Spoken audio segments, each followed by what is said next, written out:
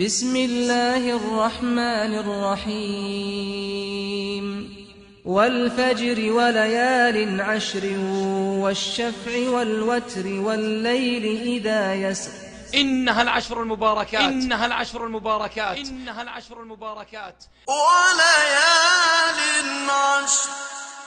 عشر ذي الحجة التي أقسم الله سبحانه وتعالى بها تعظيما لشأنها وتنبيها على فضلها ولفتا للأنظار إلى مكانتها، فقال سبحانه: والفجر وليال عشر والشفع والوتر والليل إذا يسر هل في ذلك قسم لذي حجر.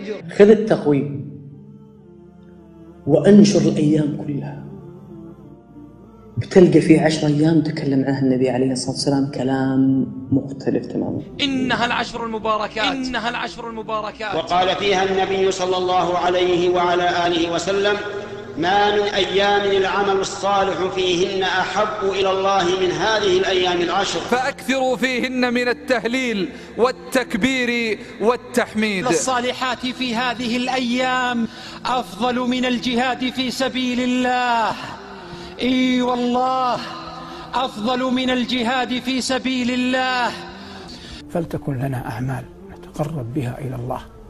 يستحي الإنسان أن يقدم على الله ويديه صفرا، وأعظم ما يمكن أن يؤتى أداء الفرائض على أكمل وجه. الصلاة أعظم ما وصى به النبي صلى الله عليه وسلم أمته. ومن أعظم أنواع هذه العبادات وأفضلها، وهي من أفضل ما يعمل في هذه الأيام العشر، هو الذكر بجميع أنواع كما سأبين بعد قليل. إنها العشر المباركات إنها العشر المباركات إنها العشر. فأكثروا فيها من التكبير والتحميد والتهليل. قال العلماء إن التكبير في أيام العشر من ذي الحجة على نوعين: أولها التكبير المطلق، ويبتدئ من دخول عشر ذي الحجة إلى عصر آخر يوم من أيام التشريق.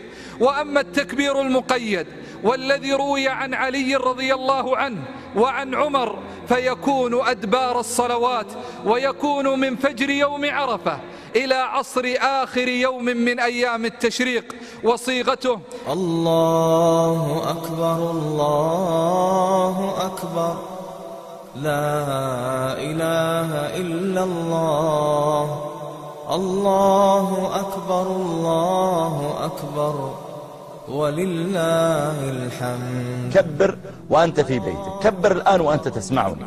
علمها أولادك أن يكبروا. إذا خرجت إلى السوق فكبر، إذا خرجت إلى المستشفى فكبر، إذا مشيت إلى المسجد فكبر، إذا صليت في المسجد فكبر. إنها العشر المباركات إنها العشر المباركات وليال عشر.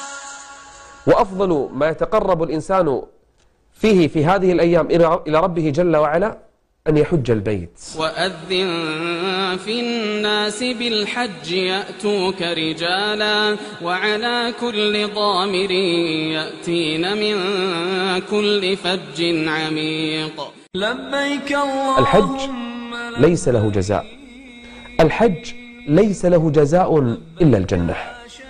كلنا عليه من الذنوب والخطايا ما يتمنى أن يتخلص منها. كيف يتخلص؟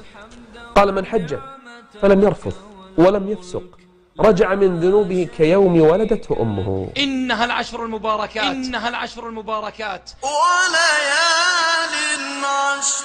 ومن فضائلها ومنزلتها أن النبي صلى الله عليه وسلم كان يحث الأمة على صيام يوم عرفة الذي هو خير أيام العام على الإطلاق. كما بين النبي صلى الله عليه وسلم أن صيام يوم عرفة يكفر سنتين، السنة الماضية والسنة القابلة، فينبغي أن يحرص المرء على صيامه. إنها العشر المباركات إنها العشر المباركات وليال عشر. استعدوا ليوم العيد بكثرة إنهار الدم لله فيه، فأجرها مخلوف على العبد. فصل لربك وانحر. هذه هي أيام الذكر والتكبير والتهليل. وسبح بحمد ربك قبل طلوع الشمس وقبل الغروب. إذا جمعت هذه الخصال انأ بنفسك عن المواطن التي يعصى الله جل وعلا فيها. غض بصرك عما حرم الله، لا تفرح بالمعصية، لا تجهد نفسك في أن تذهب إلى مواطن يغلب على ظنك أن الله جل وعلا يعصى فيها، وختام ذلك عظم ما عظمه الله سبحانه. ولهذا يا أخي فعلا تعجب من أولئك الذين يجتهدون في العشر الأخير من رمضان، والإنسان يصر إذا رآهم كذلك، ثم إذا جاءت عشر ذي الحجة لا يحفلون بها صحيح ولا يهتمون لها ولا يجتهدون فيها كاجتهادهم في العشر الأخير من رمضان، مع أن هذه العشر أفضل من تلك وأعظم أجرا، والعمل فيها أحب إلى الله عز وجل وأزكى عنده من العمل في رمضان أو شعبان أو محرم أو سائر أيام العام. أكثروا هذه الأيام من كل عمل صالح، من كل عمل صالح، لا تفوت عليك الساعات فهي فرصة قد لا تعوض.